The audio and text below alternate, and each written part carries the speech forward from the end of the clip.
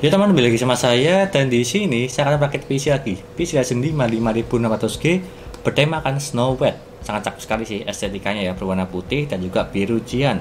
Udah agak lama banget sih aku tuh pakai PC Ryzen 5 5600G.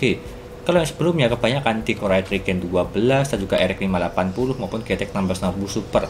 Tapi kalau yang ada di sini Ryzen 5 5600G dengan eGPU-nya di harga 5,4 juta lah untuk spesifikasi yang ada di sini, dan juga bisa upgradable ke depannya menggunakan GPU tambahan karena power supply yang satu menggunakan yang lebih bagus daripada yang sebelum-sebelumnya. Intinya seperti itu. Dan semua papan yang tersebut itu baru kecuali satu di harddisknya aja ya, tergantung requestan usernya sih untuk yang ada di sini. Dan sebelum saya jelaskan apa saja spesifikasi yang ada di sini dan juga mereviewnya, jangan lupa klik subscribe di pojokan bawah tuh ya, tinggal diklik seperti itu. Lanjut yang pertama yang ada di sini, satu menggunakan Ryzen 5 5600G di harga 1,8 juta lah. Bisa dibilang ini agak tinggi karena untuk saat ini di marketplace stoknya pada sedikit Ryzen 5 5600G yang track. Jadi harganya di harga 1,8. Kalau semisal stoknya banyak di marketplace, bisa lah mendapatkan di 1,5, 1,6, 1,7. Tapi intinya tergantung barang sekarang, baru sedikit atau banyak. Tapi kalau saat ini baru sedikit, jadi ya wajar lah di harga 1,8 juta untuk yang ada di sini. Kalau yang box di harga 1,9an lah sampai di 2 juta.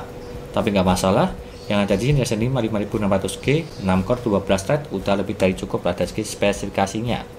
Dan apalagi menggunakan eGPU Vega 7.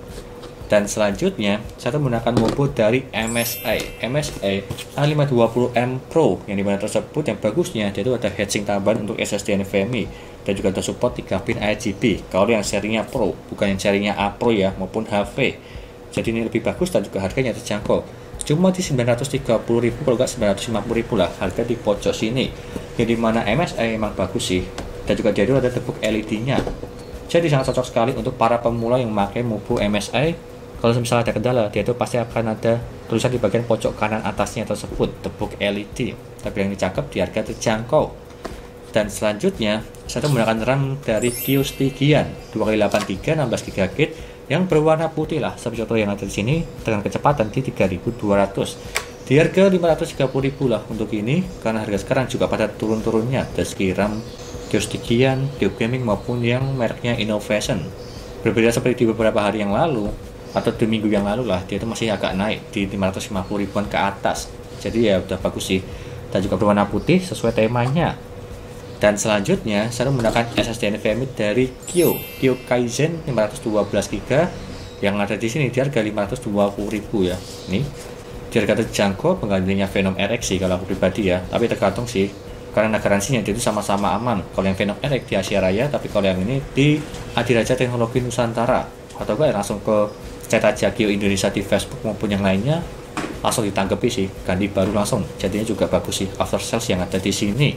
Kita juga di bagian dalam sini udah saya tancapkan di bagian heatsinknya Mobo. Untuk SSD NVMe-nya 512GB udah lebih dari cukup lah untuk mengisi Windows dan juga beberapa game. Dan juga tambahan saya menambahkan harddisk 500GB yang dimana tersebut dia itu second ya, bukan baru. Di harga 120.000 130.000 lah.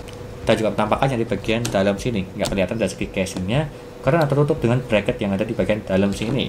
Jadi ini seperti itu, 512 SSD NVMe dan juga 500GB untuk harddisknya supaya storage-nya tersebut yaitu longgar.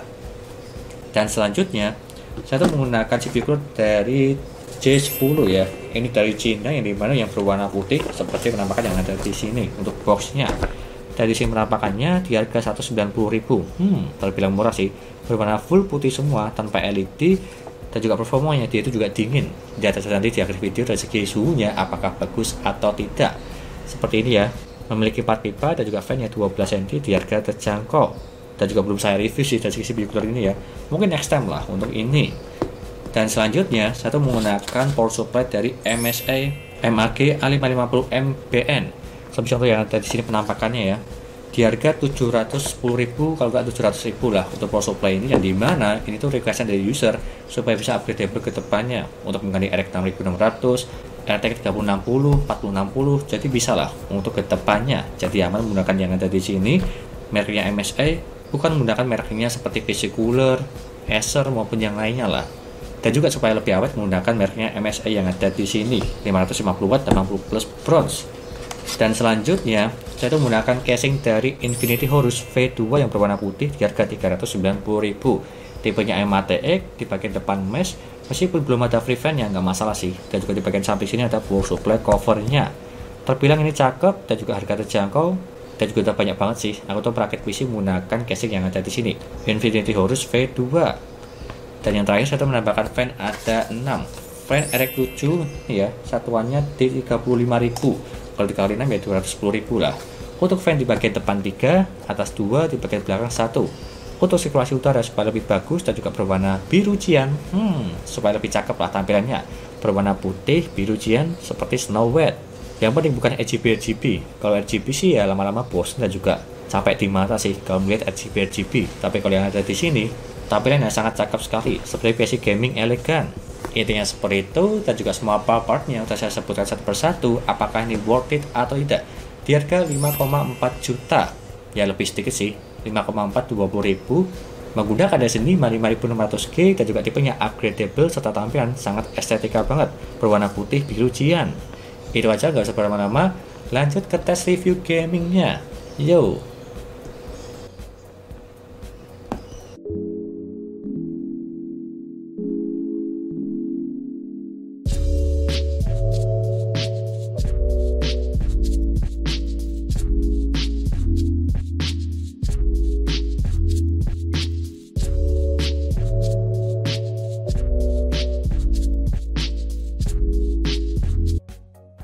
Lanjut ke AD Sentinel untuk mengecek performa, kesehatan, serta suhunya.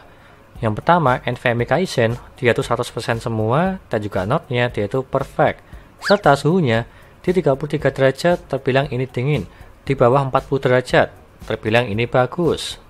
Dan ke harddisknya dia itu juga sama, 100% semua, dan juga node-nya dia itu perfect. Serta suhunya di 29 derajat, ini pun juga dingin. Di bawah 30 derajat. Untuk yang ini menggunakan harddisk second dari Seagate. Dan lanjut ke Crystal Disk Mark untuk mengecek kecepatan NVMe Kaizen yang dimana membacanya mendapatkan di 2109 dan juga menulisnya di 1685. Dan kalau kita bandingkan yang ada di website yaitu up-to-nya 2000/1700. Dan kalau kita lihat dari segi yang ada di sini, untuk membacanya dia itu melebihi, tapi menulisnya dia itu kurang sedikit, cuma kurang di 15 saja. Bisa dibilang ini sesuai dan juga bagus lah dari segi yang ada di realita. Lanjut ke W monitor menggunakan CPU cooler TJJ10 untuk mendinginkan Ryzen 5 5600G. Untuk minimalnya mendapatkan di 32 derajat dan apalagi maksimalnya di 68 derajat. Terbilang ini dingin semua dari segi minimal maupun maksimal. Dan juga untuk minimalnya cuma diem aja di desktop tidak ngapa-ngapain, dia untuk paling bawah 32 derajat. Dan maksimalnya saya tes di Cinebench, dan yang untuk paling tinggi di 68 derajat, ini pun terbilang dingin, di bawah 70 derajat. Dan lanjut ke gaming, yang pertama GTA 5. Settingan 1080p dan juga settingan normal, dia itu mendapatkan di 83 fps untuk rata-ratanya. Terbilang ini lancar jaya. Settingan rata kiri mendapatkan di atas 60 fps. Terbilang udah cukup bagus lah, apalagi menggunakan eGPU di Vega 7. Dan lanjut ke eSport Football Club 2024. Settingan 1080p dan juga settingan medium, dia itu mendapatkan di 48 fps. Terbilang ini cukup lancar lah, tapi lebih baik di settingan low aja untuk yang ini, supaya mendapatkan di 60 fps di gamenya Football Club 2024. Lanjut ke Valorant, settingan 1080p dan juga settingan high mendapatkan di 180 fps. Terbilang ini juga udah bagus, yang dimana di settingan rata kanan mendapatkan di atas 150 fps. Karena gamenya ringan ya wajar sih untuk yang ini di gamenya Valorant. Dan lanjut ke Dota 2, settingan 1080p dan juga settingan high mendapatkan di 54 fps. Ini pun juga sudah terbilang cukup bagus ya. Tapi kalau misalnya pengen di atas 60 lebih, silahkan setting ke medium aja. Tapi tergantung selera kalian ya, mencari yang settingan high maupun di settingan medium. Meskipun di FPS-nya mendapatkan di 50-an, udah cukup lah untuk yang ini di gamenya Dota 2. Dan lanjut ke Genshin Impact, settingan 1080p dan juga settingan low, dia tuh mendapatkan di 53 fps. Ini pun juga masih aman lah, mendapatkan di atas 50 fps di settingan rata kiri, tapi dia tuh di settingan Full HD, atau bisa dibilang di 1080p supaya gambarnya lebih bagus. Kurang lebihnya seperti itu, dan lanjut ke dayanya. Untuk yang ada di sini minimalnya mendapatkan di 39 watt. Dalam posisi tidak ngapa-ngapain di desktop, diem aja, terbilang ini irit lah, cuma di 30-an. Dan apalagi maksimal yang mendapatkan di 90 watt. Ini pun juga terbilang irit, di bawah 100 watt. Yang dimana ini saya tes di gaming, dan dia mentok paling tinggi cuma di 90 watt, terbilang ini bagus. Menggunakan Ryzen 5 5600K dan juga eGPU Vega 7. Kurang lebihnya seperti itu, dan lanjut ke kesimpulannya. Di harga 5,4 juta, apakah ini bagus atau tidak? Terbilang ini bagus lah, yang dimana dari segi upgradable-nya bagus, menggunakan power supply yang bagus juga, dan apalagi dari segi tampilannya berwarna putih cyan. Ini pun juga cakep sih, bertemakan Snow White. Di harga terjangkau, ini worth it. Tapi tergantung papat yang kalian pakai juga, dari segi mobonya, SSD-nya, CPU cooler-nya maupun RAM-nya, bisa disesuaikan aja. Bisa cari yang mahal atau yang harganya murah. Kurang lebihnya seperti itu. Dan apalagi untuk performa gaming, terbilang ini udah cukup bagus. Seperti game yang saya tes tadi. Kurang lebihnya seperti itu, dan semua listnya ada di sini. Dan juga semua linknya ada di deskripsi. Silahkan beli aja jika lo berminat untuk papat yang ada di sini semua. Menggunakan Ryzen 5 5600K dengan tema upgradable dengan tampilan berwarna putih biru cyan. Sekian dari saya, jangan lupa like dan subscribe, dan nantikan video lainnya mengenai rakit PC Intel maupun AMD gaming maupun editing, dan juga jangan lupa share ke teman-teman kalian yang pengen rakit PC tinggal DM aja. Terima kasih sudah nonton.